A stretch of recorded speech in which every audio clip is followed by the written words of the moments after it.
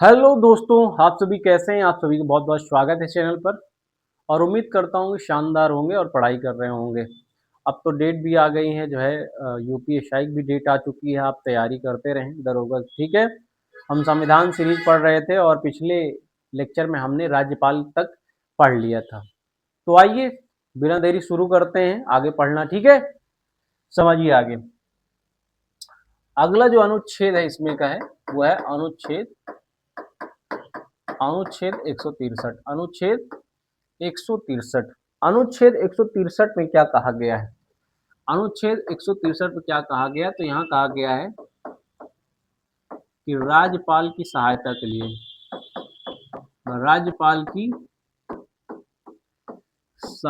के लिए एक मंत्री परिषद होगी। राज्यपाल की सहायता के लिए एक मंत्री परिषद होगी जिसका प्रमुख सीएम होगा। जिसका प्रमुख कौन होगा? चीफ मिनिस्टर, मुख्यमंत्री होगा। बात क्लियर हो रही है। यानी राज्यपाल की सहायता के लिए जो आपका मंत्री परिषद होगी उसकी चर्चा है, ठीक है। राज्यपाल की सहायता मतलब वास्तविक प्रधान तो मुख्यमंत्री ही होता है, ठीक है। मुख्यमंत्री की बात सुनती, लेकिन राज्यपाल जो है कि राज्य में तो संवैधानिक उसको दर्जा प्रमुख का दिया गया है, जिस तरीके राष्ट्रपति होता है, ठीक है। उसी तरीके तो राज्य में जो है आपका राज्यपाल की सहायता के लिए एक मंत्री परिषद होगी। मंत्री परिषद का मुखिया कौन होगा? चीफ मिनिस्टर होगा। बात क्लियर हो रही है। कहने का मतलब ये है एक मिनिस्टर ऑफ काउंसिल है। क्या है? मिनिस्टर ऑफ काउंसिल है। एक मिनिस्टर ऑफ काउंसिल है जो है आपका सहायता के लिए बनाई गई है। राज्य में सहायता के लिए बनाई गई गवर्नर के, किसके? गवर्नर की सहायता के लिए बनाई गई है। लेकिन ये जो मिनिस्टर ऑफ काउंसिल है इसका जो प्रमुख व्यक्ति है वो कौन है? तो वो मुख्यमंत्री है। वो मुख्यमंत्री। बात क्लियर हो रही है। तो राज्य की जो मंत्री परिषद है उसकी चर्चा कहाँ है? तो अनुच्छेद 163 में। अनुच्छेद 163 में है। बात क्लियर हो रही है बालक? कोई दिक्कत? कोई दिक्कत नहीं ना। चलिए आगे समझते हैं, ठीक है। अनुच्छेद 164। अनुच्छेद 164। अनुच्छेद 164 में क्या है? तो अनुच्छेद 164 में है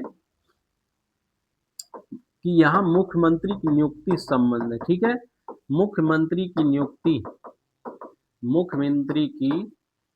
नियुक्ति राज्यपाल करते हैं। मुख्यमंत्री की नियुक्ति राज्यपाल करते हैं। बाकी सब जो अन्य मंत्री होते हैं, अन्य मंत्री जो बचेंगे, ठीक है, वो सीएम की सलाह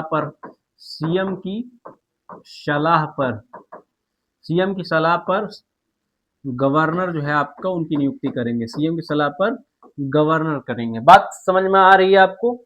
यानी कि जो सीएम है उनको नियुक्त करेगा कौन? गवर्नर। कौन करेगा? गवर्नर। राज्यपाल करते हैं।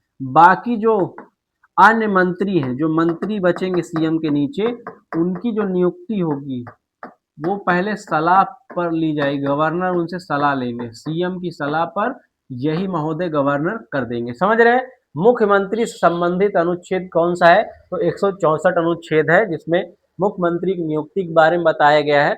और जो बचे मंत्री मुख्यमंत्री के नीचे जो काम करेंगे उनकी भी नियुक्ति मुख्यमंत्री सलाह दे देगा, एक लिस्ट बना दे देगा और गवर्नर उनकी नियुक्ति करवा देगा, शपथ वगैरह दिला देगा। यानी मुख्यमंत्री की शपथ दिलाने का काम कौन करता है? राज्यपाल करते हैं। समझ में आ रही बात? अगर मैं कहूँ कि बताइए मुख्यमंत्री को शपथ कौन दिलाता है? शपथ कौन दिलाता है? तो ध्यान रखिए, मुख्यमंत्री की शपथ दिलाते हैं राज्यपाल। कौन दिलाते हैं? राज्यपाल। बात क्लियर हो रही है? कोई दिक्कत? कोई दिक्कत नहीं ना। अब यहाँ मुख्यमंत्री के बारे में थोड़ा सा जान लेते हैं। तो मुख्यमंत्री जो है आपका, आप ध्यान समझिए, राज्य की जो विधानसभा होती है, विधानसभा का नेता होता है। मुख्यमंत्री विधानसभा का नेता होता है। आमतौर पर मुख्यमंत्री विधानसभा क्या होता है? नेता होता है, ठीक है। मुख्यमंत्री का जो है आपका ध्यान रखिएगा, जो विधानमंडल के कार्यों की सूचना है, मुख्यमंत्री विधानमंडल के कार्यों की सूचना, विधानमंडल के जितने भी कार्य होंगे, यानी राज्य में जितने भी, विधानमंडल का मतलब है जहाँ कानून बन रहा है। जैसे संसद होती है देश भर में कानून बनाने के लिए, उसी तरीके राज्य में कानून बनाने के लिए विधानमंडल होते हैं, ठीक है। विधानमंडल कार्य की जो सूचना है, समझिए इधर, विधानमंडल विधानमंडल की जो कार्य की सूचना है उसको राज्यपाल को अगर देना है तो कौन देगा, तो मुख्यमंत्री देते हैं। राज्यपाल को सूचना कौन देता है, तो मुख्यमंत्री देते हैं। ठीक है, मुख्यमंत्री ध्यान रखिएगा पदाधिकारियों की, अगर जो है आप पदाधिकारियों की नियुक्तियों में जो है आपका सिफारिश भी देते हैं। किसी भी अधिकारी को कहीं नियुक्त करना है, ट्रांसफर करना है तो सर ये सिफारिश भी देते हैं। ठीक है, सिफारिश इनकी बिल्कुल रहती है। कोई दिक्कत, यदि मुख्यमंत्री की जो है आपका मृत्यु होती है तो विधानसभा भंग हो जाती है। विधानसभा क्या होती है, भंग हो जाती है, यानी कि सरकार गिर जाती है, विधानसभा भंग हो जाती है। ठीक है, बात क्लियर हो रही। तो विधानसभा का नेता होता है, विधानमंडल की कार्य की सूचना राज्यपाल को देता है, पदाधिकारियों को नियुक्ति करता है। मृत्यु अगर होती है तो विधानसभा भंग हो जाती है, सरकार चौपट हो जाती है। उसके बाद जो है आपका उनकी जो संबंधित पार्टी होगी वो अपना मुख्यमंत्री एक नया नियुक्त चेहरा उनका बनेगा। ठीक है, तो बात क्लियर हो रही, यानी मुख्यमंत्री के लिए अनुच्छेद कौन सा है, तो 164 है। कौन सा है, 164 है। बात क्लियर हो रही है। और अन्य मंत्रियों की नियुक्ति भी राज्यपाल करेंगे, वो कहाँ लिखा हुआ है, 164 में लिखा हुआ है। कोई दिक्कत बालक, कोई दिक्कत नहीं ना। चलिए आगे चलते हैं। ठीक है, आगे समझिए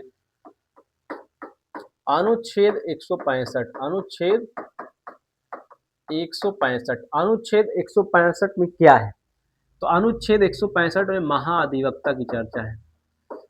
महाअधिवक्ता की चर्चा है। ठीक है, महाधिवक्ता, इसको इंग्लिश बोलते हैं एडवोकेट जनरल। एडवोकेट जनरल, बात क्लियर हो रही है, एडवोकेट जनरल। आप इस पद को जो है केंद्र में महान्यायवादी जैसे देख सकते हैं। जैसे अनुच्छेद 76 में जो है महान्यायवादी जो है केंद्र सरकार का वकील होता है, उसी तरीके राज्य में जो राज्य सरकार का वकील है वो महाधिवक्ता है। कौन है, महाधिवक्ता। बात क्लियर हो रही है। तो ये जो है ध्यान रखिएगा, राज्य का प्रथम विधि अधिकारी होता है। राज्य का प्रथम विधि या कानूनी अधिकारी होता है। राज्य का प्रथम विधि या कानूनी अधिकारी होता है। राज्य का प्रथम विधि या कानूनी अधिकारी होता है। बात क्लियर हो रही है दोस्त। राज्य का विधि मतलब कानून, जब भी जो है पहले लॉ ऑफिसर की बात होगी, लॉ ऑफिसर तो बहुत होंगे, लेकिन पहले जो सबसे बड़ा कानूनी अधिकारी राज्य में पहला जो विधि आदि कानून का जानकार माना जाएगा, किसको माना जाएगा, महाधिवक्ता को माना जाएगा। ठीक है, इसका जो है आपका कार्य क्या होता है, तो राज्य सरकार का पक्ष रखता है। ये राज्य सरकार का वकील है। राज्य सरकार का क्या है, वकील है। राज्य सरकार का वकील होता है, पक्ष रखता है। ठीक है, जैसे हमने उत्तर प्रदेश सरकार के ऊपर कोई केस किया तो मुख्यमंत्री थोड़ी हर जगह जाएगा, मुख्यमंत्री नहीं जाएगा, महाधिवक्ता जाता है, एडवोकेट जनरल जाता है। समझ रहे हैं बात आप। तो इसका कार्य होता है, राज्य सरकार जितने भी राज्य हैं सब जगह महाधिवक्ता है। ठीक है, और राज्य सरकार के पक्ष को कोर्ट में रखता है, कोर्ट में कोई सुनवाई चलती है तो। ठीक है, अब योग्यता क्या होती है, इसकी योग्यता कौन बन सकता है, तो योग्यता उसकी हाई कोर्ट के जज के बराबर, हाई कोर्ट के जज के बराबर क्या होती है उसकी योग्यता, हाई कोर्ट के जज के बराबर। और हाई कोर्ट की जज की योग्यता क्या होती है, तो आपको पता होना चाहिए। हाई कोर्ट की जज की योग्यता क्या होती है, या वो 5 वर्ष जज हो, जज रहा हो किसी भी डिस्ट्रिक्ट कोर्ट में, अधीनस्थ न्यायालय में। ठीक है, तो या फिर 10 वर्ष वो जो है आपका एडवोकेट रहा हो किसी भी जो है डिस्ट्रिक्ट कोर्ट में, प्रैक्टिस किया हो, या कानून का जानकार हो। अच्छा, कानून का क्या हो, जानकार हो राज्यपाल की नज़र में। कानून का जानकार किसकी नज़र में हो, राज्यपाल की नज़र में। किसकी नज़र में, राज्यपाल की नज़र में। बात क्लियर हो रही है, जरा समझिए। कानून के जानकार हो राज्यपाल की नज़र में। तो ये तीनों में से एक योग्यता जो है जिसके पास होगी वो महाधिवक्ता बन सकता है। बात क्लियर हो रही है दोस्त। तो राज्य का प्रथम विधि कानूनी अधिकारी, कार्य इसका राज्य सरकार का वकील है। ये मतलब राज्य में कोई भी मैटर होगा, सरकार यदि उत्तर प्रदेश सरकार मान लीजिए इसके खिलाफ कोई जाता है, कोई केस करता है, तो महाधिवक्ता जाएगा वहां। कौन बन सकता है, तो हाई कोर्ट के जज के बराबर, हाई कोर्ट के जज के बराबर। ठीक है, इसकी नियुक्ति कैसी होती है, ठीक है, तो मुख्यमंत्री की सलाह पर होती है। किसकी सलाह पर, मुख्यमंत्री की सलाह पर राज्यपाल करते हैं। कौन करते हैं, राज्यपाल। मुख्यमंत्री की सलाह पर राज्यपाल इसकी नियुक्ति करते हैं। और यहीं से आप ध्यान लीजिए त्यागपत्र भी वो किसको दे सकता है, तो त्यागपत्र भी किसको दे सकता है, राज्यपाल को। अगर इनके हम कार्यकाल की बात करें, क्या कार्यकाल होता है, तो कार्यकाल इसका नहीं होता, ये प्रसाद पर्यंत काम करता है, यानी कि जब तक राज्यपाल चाहेंगे तब तक ये बना रहेगा। राज्यपाल क्या चाहेंगे, मुख्यमंत्री की सिफारिश पर आए हैं तो मुख्यमंत्री महोदय जब तक चाहेंगे ये रहेंगे, नहीं स्वाहा। इनको कोई सैलरी मिलती है, सैलरी है, कोई मानक सैलरी है तो बिल्कुल नहीं है, ठीक है। इनको भत्ता प्रोवाइड किया जाएगा, ये अपना केस लड़ सकते हैं, किसी भी केस भी लड़ सकते हैं, ठीक है। सैलरी नहीं मिलती इन्हें। बात क्लियर हो रही है। तो महाधिवक्ता मूल रूप से जान लीजिए राज्य का प्रथम अधिकारी है, ये सरकार का पक्ष रखता है, सरकार का पक्ष, योग्यता हाई कोर्ट के जज के बराबर होती है। क्लियर हुई बात इतनी, कोई दिक्कत नहीं ना। चलिए आगे जरा समझते हैं हम, ठीक है। आइए जरा आगे समझते हैं, ये बात क्लियर हो गई बच्चा, आगे जरा समझिए। अगला जो अनुच्छेद है वो है 168। अगला अनुच्छेद कौन सा है, 168। 168 में राज्य विधानमंडल की चर्चा है, राज्य विधानमंडल की चर्चा है, राज्य विधानमंडल की चर्चा है इसमें, ठीक है। राज्य विधानमंडल की चर्चा है, जैसे संसद होती केंद्र में, वैसे राज्यों में कानून बनाने के लिए क्या होता है, विधानमंडल होता है। क्या होता है, विधानमंडल, राज्य विधानमंडल, ठीक है। और इसके ध्यान रखिएगा इसके अंग कितने होते हैं, तो राज्य विधानमंडल के भी अंग कितने होते हैं, 3 होते हैं, ठीक है। एक है विधानसभा, विधानसभा, एक है विधान परिषद, एक है विधान परिषद, और एक है राज्यपाल, और एक है राज्यपाल। बात क्लियर हो रही है। तो अंग कितने हैं होते हैं, 3। कितने कितने 3 अंग होते हैं, ठीक है।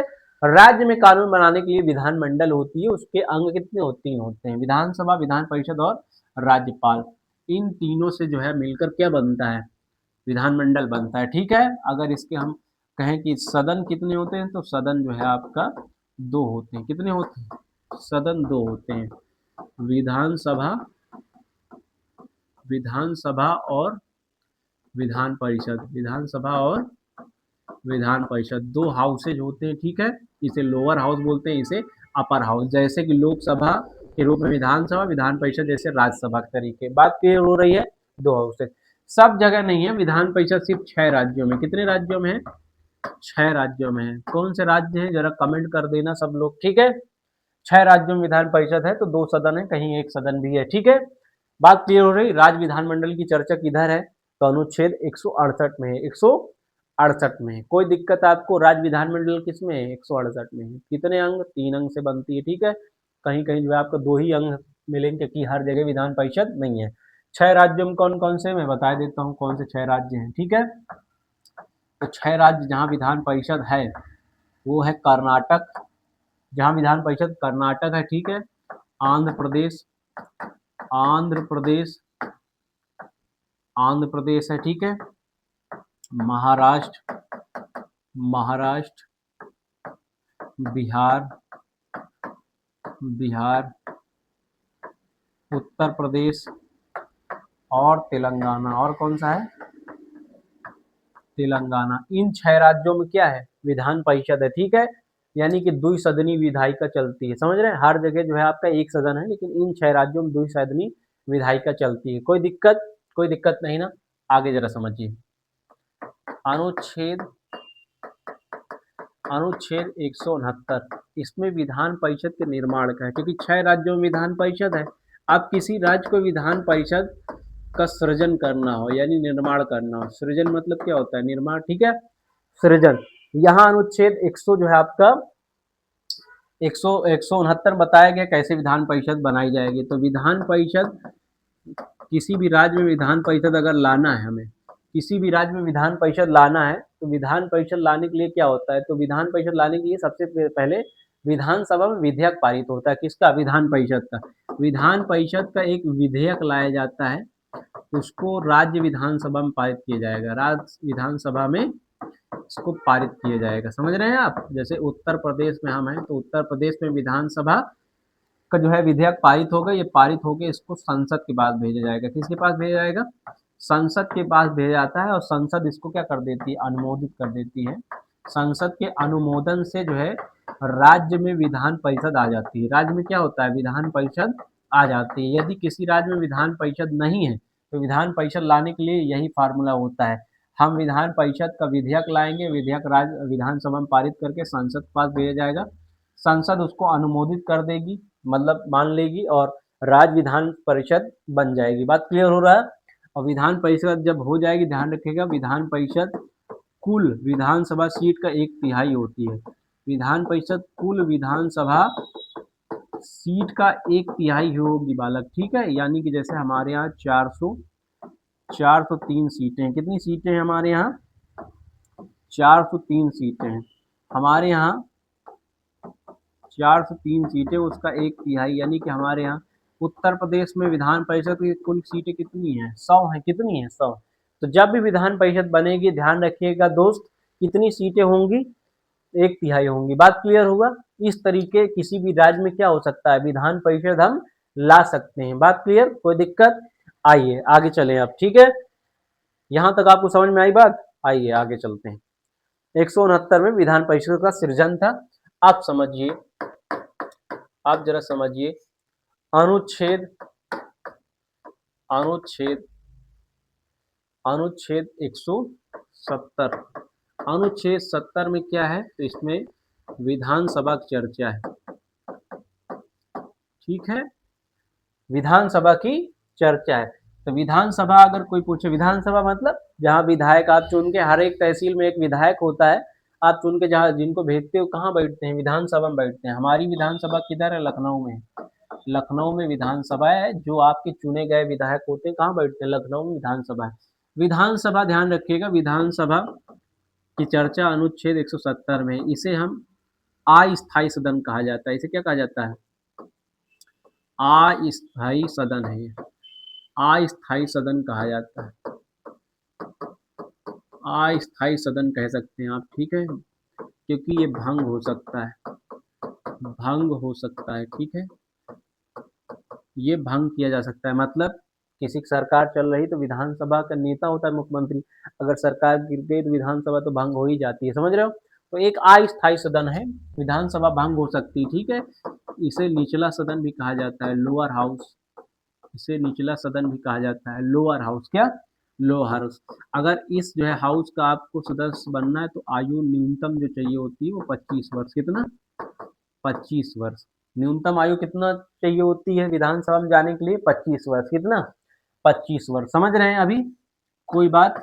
और योग्यता तो आप समझते हैं, 25 वर्ष होनी चाहिए।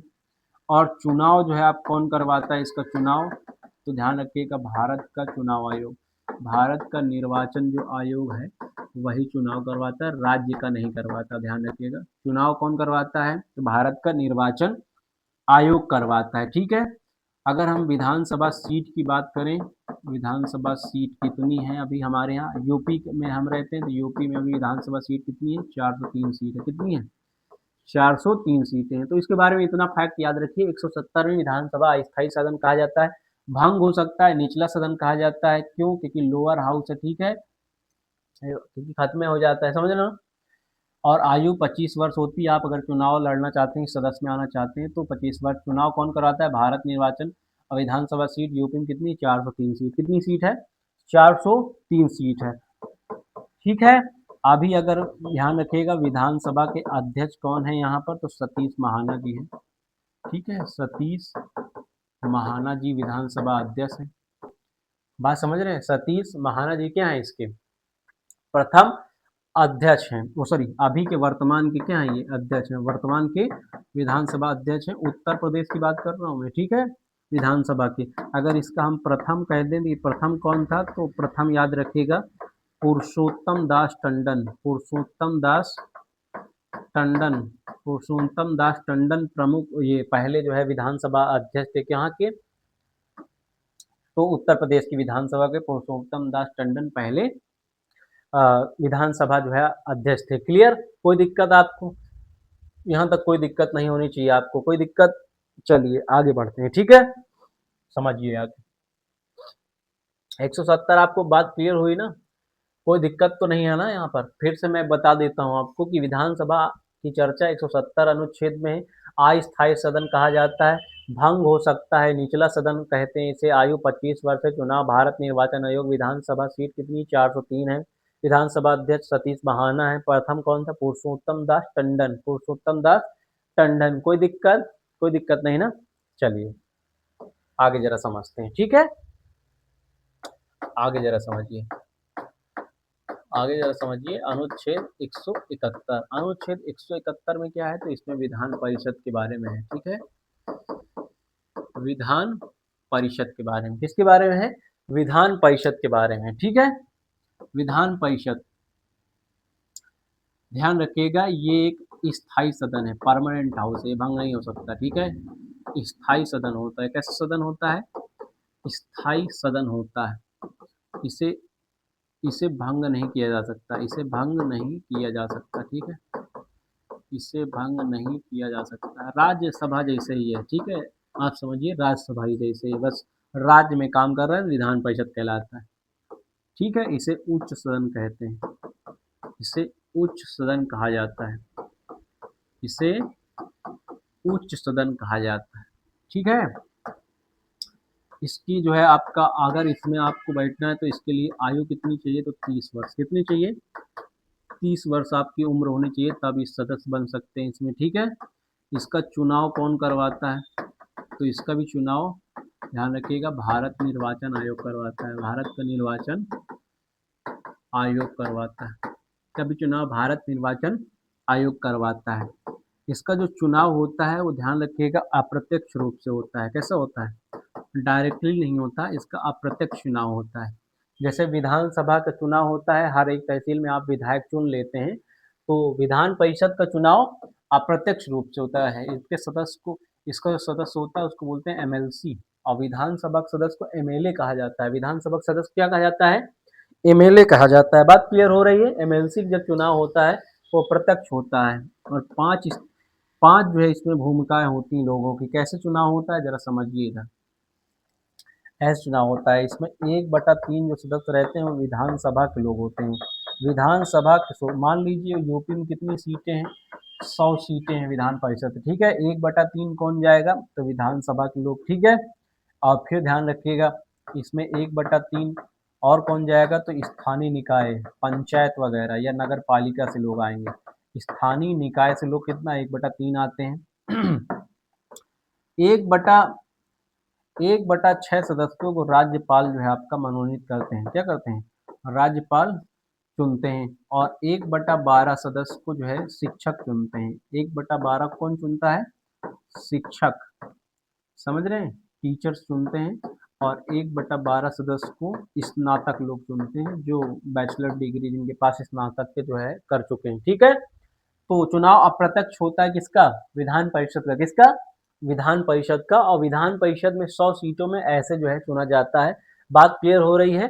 कोई दिक्कत आपको? कोई दिक्कत नहीं होनी चाहिए, ठीक है। बात क्लियर हो रही है ना? इसके सदस्य के क्या कहा जाता है? एमएलसी। क्या बोलते हैं हम? एमएलसी, ठीक है।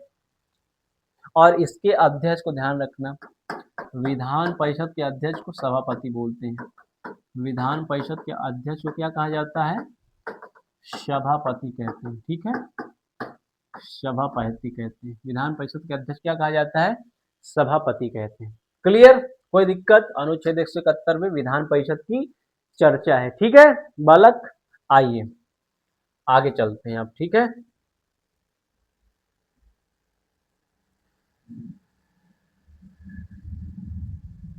चलिए आगे चलते हैं। अनुच्छेद 171 हो गया। अब जरा समझिए अनुच्छेद अनुच्छेद 178। अनुच्छेद 178, आपको बात क्लियर हो रही है? मेरी बात समझ में आ रही है ना सभी को? अनुच्छेद 178, अब यहाँ तक सबको समझ में आ गया? आइए चलते हैं आगे।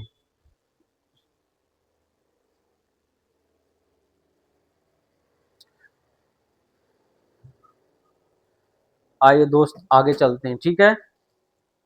178 में क्या है तो ध्यान रखिएगा, यहाँ राज्य की जो विधानसभा होती, राज्य का जो विधानमंडल है, विधानमंडल में आप जानते हैं, ठीक है। तो इसमें जो है आपका जो विधानसभा होती है, राज्य के विधानमंडल में जो विधानसभा होती है, विधानसभा में सभापति, सॉरी, विधानसभा में, विधानसभा के अध्यक्ष और उपाध्यक्ष की चर्चा है। विधानसभा के अध्यक्ष और उपाध्यक्ष की चर्चा है।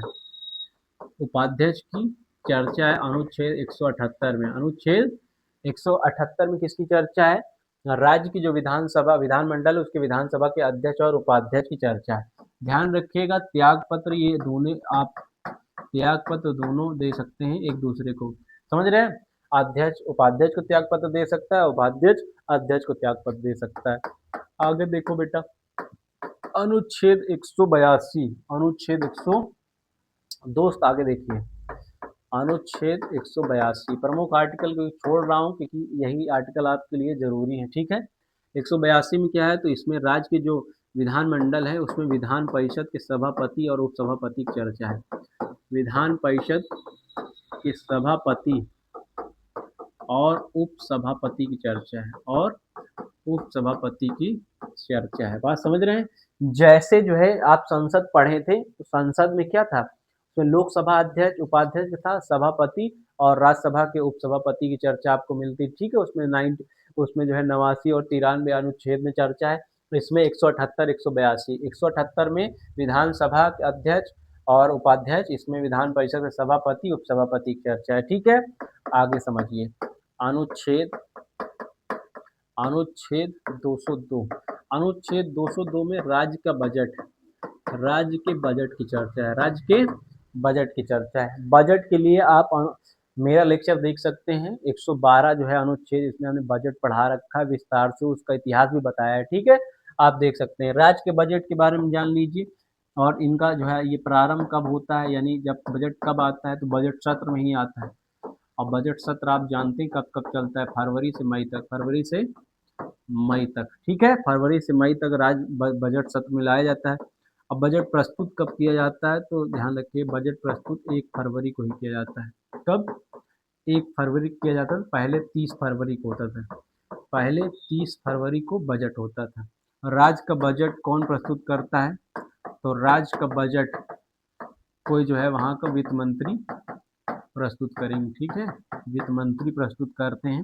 हालांकि अधिकार जो है आपका राज्यपाल के पास होता है, लेकिन वो किसी भी मंत्री को कह सकते हैं प्रस्तुत करने का, ठीक है ना, कोई दिक्कत। राज्य का बजट 202 में है, राज्य का बजट किस में है, 202 में है, ठीक है। आगे समझिए, अगला जो अनुच्छेद है, अगला जो अनुच्छेद है वो है 213, जिसमें क्या है, राज्यपाल का अध्यादेश है, जिसमें क्या है, राज्यपाल का अध्यादेश है, राज्यपाल का अध्यादेश। ये क्या होता है, जैसे राष्ट्रपति का अध्यादेश आपने 123 अनुच्छेद में पढ़ा है, उसी तरीके राज्य में जो है अस्थायी कानून बनाने के लिए राज्यपाल का अध्यादेश उपयोग किया जाता है, ठीक है। तो ये अध्यादेश एक अस्थायी कानून होता है, ये क्या होता है, एक अस्थायी कानून होता है। राज्यपाल का अध्यादेश क्या होता है, एक अस्थायी कानून होता है, ठीक है। इसे कब लाया जाता है, जब सत्र ना चल रहे हो, सत्र ना चल रहा हो, सत्र ना चल रहा, सत्र मतलब क्या, संसद की बैठक। 3 ही सत्र होते हैं, एक बजट सेशन होता है, एक विंटर सेशन होता है, ठीक है, एक मानसून सेशन होता है, बीएमडब्ल्यू याद कर सकते हैं आप। तो ये जो सत्र हैं नहीं चल रहे हैं, बजट या मानसून, तभी जो है क्या आएगा, अध्यादेश आता है, ठीक है। इसकी अधिकतम जो अवधि होती है, अधिकतम जो अवधि होती है बजट, ये अध्यादेश की, वो 6 माह होती है। अगर बीच में मान लीजिए सत्र चल गया, ये अस्थायी कानून बना लिया, अधिकतम अवधि कितना, 6 माह तक आप रख सकते हैं। और सत्र में कहाँ गए थे 6 महीने का, बजट आप जानते हैं, बजट सेशन कब चलता है, फरवरी टू मई, फरवरी टू मई, इधर जुलाई टू अगस्त, ये मानसून चलता है। और विंटर जो है नवंबर टू दिसंबर, नवंबर टू दिसंबर चलता है। तो कहाँ समय है 6 माह का। अगर बीच में सत्र अगर प्रारंभ हो गया, तो अध्यादेश की अवधि 42 दिन रह जाएगी, कितने दिन, तो न्यूनतम जो अवधि है इसकी, न्यूनतम अवधि ध्यान रखिएगा, किसी भी जो है आपका अध्यादेश की न्यूनतम अवधि कितने दिन होती है, 42 दिन, कितने दिन, 42 दिन, और अधिकतम अवधि कितनी होती है, 6 माह, ठीक है। और ये किसकी सिफारिश पर आता है, किसकी सिफारिश पर आता है, तो मंत्रिपरिषद, किसकी सिफारिश पर, मंत्री परिषद जो राज्य की होगी, या कह लीजिए सीएम की सलाह पर, क्योंकि मुखिया तो वही है, ठीक है। राज्यपाल ले आते हैं, कौन लाता है? राज्यपाल। राज्य में अध्यादेश कौन लाता है? राज्यपाल, ठीक है। और राज्यपाल ध्यान रखिएगा, राज्यपाल ही इसको जो है, राज्यपाल कई बार इसको ला सकते हैं, और वापस भी लेने का अधिकार अध्यादेश किसको पास है? तो राज्यपाल के पास है। अगर जो भी कानून बनाया गया है जब सत्र नहीं चल रहे थे, इसको जो है अगर सत्र चल गया है तो पारित करना पड़ता है विधानसभा विधान परिषद से, तब कानून बनता है, ठीक है। अगर नहीं पारित करेंगे तो ये स्वतः ही समाप्त हो जाएगा। समझ रहे हैं? 42 दिन अगर आप पारित नहीं किए इसको दोनों सदनों से, तो ये स्वतः ही समाप्त हो जाएगा। बात क्लियर हो रही है आपको? कोई दिक्कत अध्यादेश के बारे में? तो यहाँ तक हमने मुख्यमंत्री से लेकर अध्यादेश तक अध्ययन कर लिया है। अगला हम जो है चर्चा करेंगे किसके बारे में? हाई कोर्ट्स के बारे में पढ़ेंगे, ठीक है। तो आप सभी यहाँ तक जो है आपका अगर बने रहें तो आप सभी का बहुत बहुत धन्यवाद। नेक्स्ट क्लास में फिर मिलते हैं, ठीक है। शानदार पढ़ाई करें अपनी।